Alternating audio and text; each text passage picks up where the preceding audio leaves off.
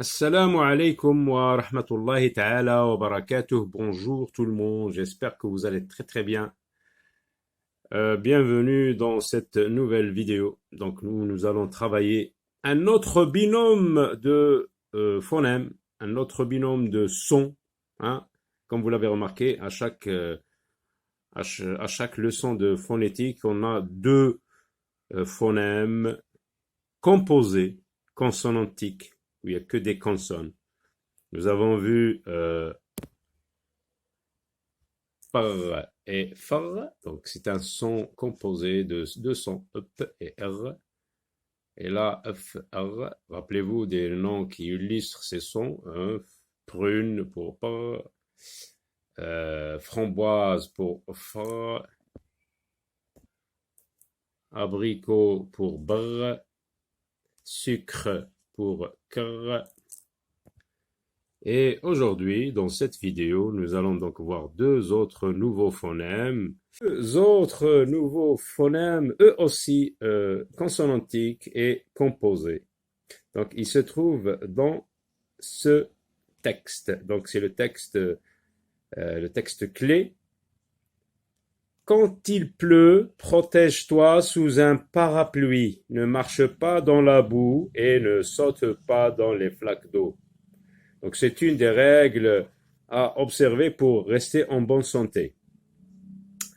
Dans ce texte, donc, vous avez ces deux nouveaux phonèmes composés. Donc, il se trouve dans le mot pluie, il pleut, par exemple.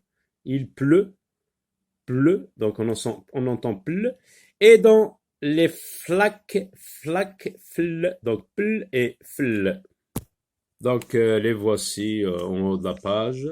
Pour le son ple, vous avez pluie, et pour le son fle, vous avez flaque. Donc retenez-le, vous pouvez même essayer d'élaborer une sorte d'abécédaire où vous mettez des images et les sons et les graphies des sons que vous apprenez à chaque fois que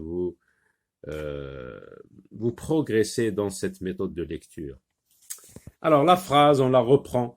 Quand il pleut, protège-toi sous un parapluie. Donc les mots qui contiennent ces sons sont écrits, ou bien les graphies de ces sons sont écrits en gros caractères.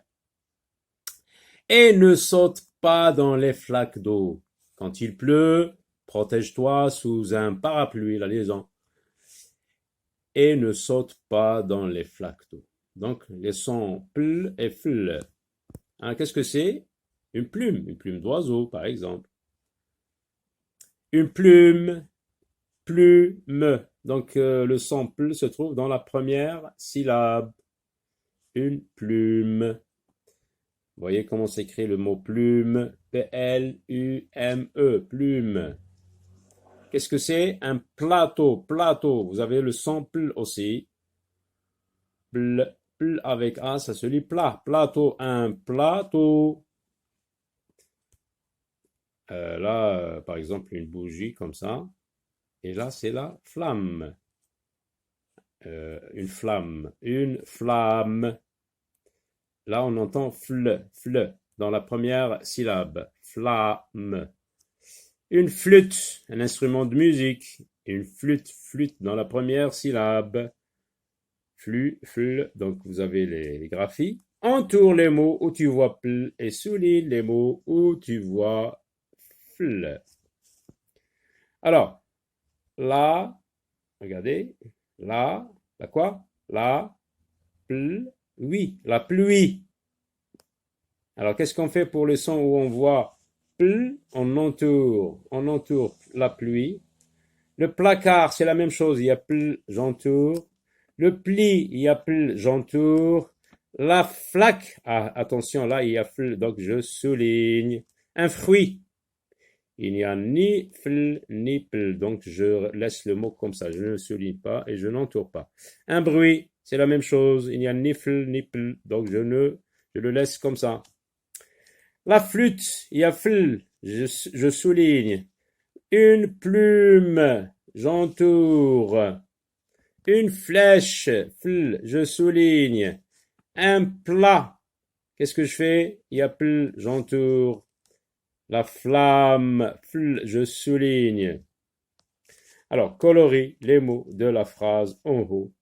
Et là, on voit que ce n'est pas seulement une phrase, mais un texte. Il y a deux phrases. Hein, regardez. Quand il pleut, protège-toi sous un parapluie. Un point. Donc, il y a une première phrase et une deuxième phrase. On va dire que c'est un texte. Colorie les mots de la phrase en haut de la page et lis-les. On va les lire d'abord. Il pleut.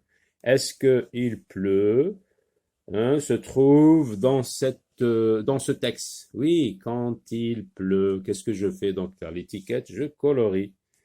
Je colorie. La flûte. Est-ce qu'on a parlé de la flûte? Non.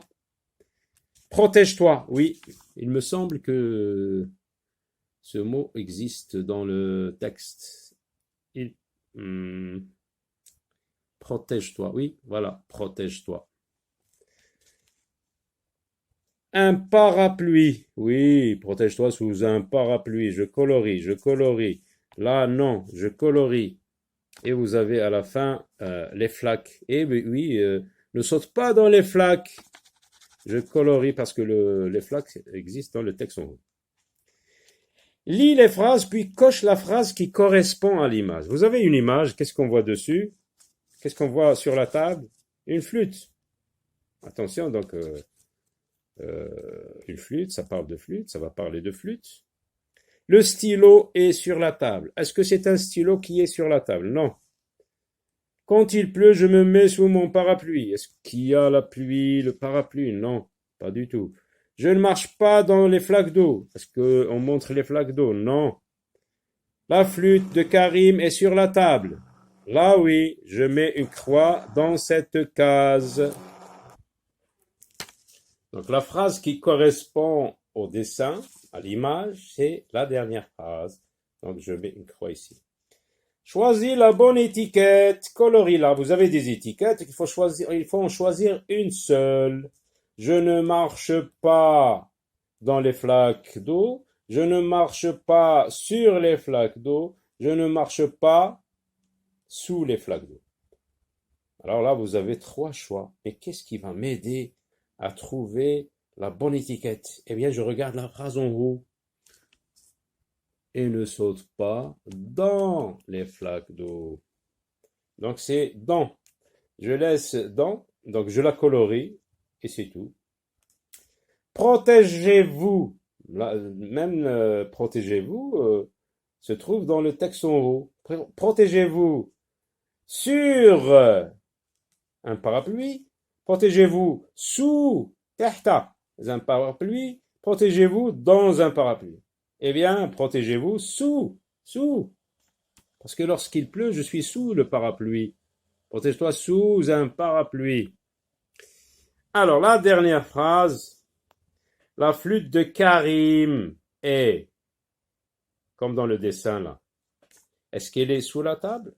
Non. Est-ce qu'elle est dans la table? Non. Donc, elle est sur la table. La bonne étiquette, c'est sur la table. Donc on va travailler, puisqu'il nous reste encore un peu de temps, donc on va travailler cette rubrique, la rubrique de l'éducation à la bonne citoyenneté. Je respecte les autres. Vous savez, le respect des autres prend plusieurs formes, peut se manifester de plusieurs façons. Entoure, regardez les deux émojis, sourire, tristesse. Entoure. Si c'est bien, tu entoures comme ça. Et si c'est mal, tu entoures l'emoji triste. Alors, regardez, cette fille, qu'est-ce qu'elle fait? Regardez, elle mange quelque chose, elle mange un fromage par exemple, elle boit du lait. Et regardez ses mains. Est-ce qu'elles sont propres? Ses mains ne sont pas propres, ses mains sont sales. Est-ce qu'on mange, on prend par exemple notre déjeuner ou notre petit déjeuner quand on a les mains sales? Qu'est-ce qu'il faut faire d'abord pour manger? Il faut se laver les mains avant de manger et de préférence avec de l'eau et du savon. Mais là, on voit la fille qui mange, qui se nourrit sans se laver les mains. Et ça, ce n'est pas bien. C'est bien, c'est mal. Donc c'est mal. J'entoure cet emoji triste. Regardez qu'est-ce qu'elle fait la fille. Elle se brosse les dents avec du dentifrice et une brosse à dents. Ça, c'est bien. J'entoure l'emoji. C'est bien. Regardez l'enfant, là, le garçon, qu'est-ce qu'il fait? Il lave les légumes ou les fruits avant de les éplucher, avant de les consommer. Donc, c'est bien aussi. Que peux-tu dire à chaque enfant? Il faut te laver les mains avec de l'eau et du savon, ou du moins avec de l'eau, avant de manger. Hein, pour rester en bonne santé, il faut. Hein, vous avez les phrases là. Laquelle que vous pouvez placer pour cette image. Regardez, pour rester en bonne santé. Je me lave les mains avec de l'eau et du savon. Avant de manger. Avant de passer à table. C'est la même chose. Avant de manger, avant de passer à table. Donc c'est ce qu'on va dire à cette fille. Pour rester en bonne santé, lave-toi les mains avec de l'eau et du savon avant de passer à table. Et là, regardez, pour rester en bonne santé, lave-toi ou bien brosse-toi les dents. Brosse-toi les dents après chaque repas. Et pour ce garçon, pour rester en bonne santé, lave les fruits avant de les manger, avant de les consommer. Voilà, à très bientôt.